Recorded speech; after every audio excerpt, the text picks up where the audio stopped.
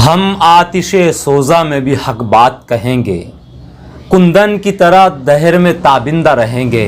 तारीख बताती है कि हर दौर सितम में हम जिंदा थे, हम जिंदा हैं, हम जिंदा रहे। बहुत सारी चर्चे की जा रही हैं, जैसे कि आपकी जानिब से भी ये पूछा जा रहा है कि इमरान प्रतापगढ़ी के बारे में कुछ बताएं। तो सबसे पहले तो मैं आपको ये बता दूं कि जब कभी इमरान प्रतापगढ़ी को सुने तो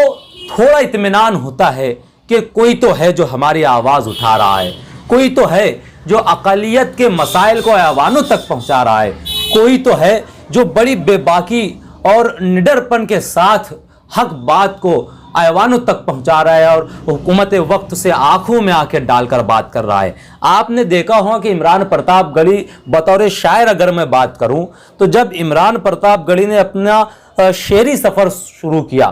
तो उस वक्त से ही मौसूफ ने जो है आवाम की बातों को जो है अपनी शायरी का हिस्सा बनाया। उन्होंने गरीबों के दुख दर्द और उनकी खुददारियों को, उनकी तकालीफ को, उनके मसाइल को जो अपनी शायरी का हिस्सा बनाया। कभी फ़लस्तीन के आहबका को अपनी नज़्म के ज़रिए पेश की। जब मदारिस पर आवाज़ें उठी तो इमरान प्रतापगढ़ी ने मदरसे के हवाले से एक ऐसी नज़्म कही जो आज तक शाहकार मानी जाती है और आज तक उस नज़्म को लोग सुनते हैं। जब कभी अक़लियत पर जुल्म हुआ, इमरान प्रतापगढ़ी ने फ़ौरन उसे अपनी शायरी का हिस्सा बनाया और बड़ी बेबाकी के साथ हुकूमत तक पहुँचाया और इसका असर हुआ। हमें खुशी होती है कि वो शायर जो मुशायरों के स्टेज से अपनी बात पेश करता था, जिसके दिल में कौम का कुड़न, कौम की तड़प, कौम का दर्द महसूस होता था, अब वो खुद ऐवान में पहुंच चुका है। और तारीख जब भी लिखी जाएगी तो इस बात का ज़रूर जिक्र होगा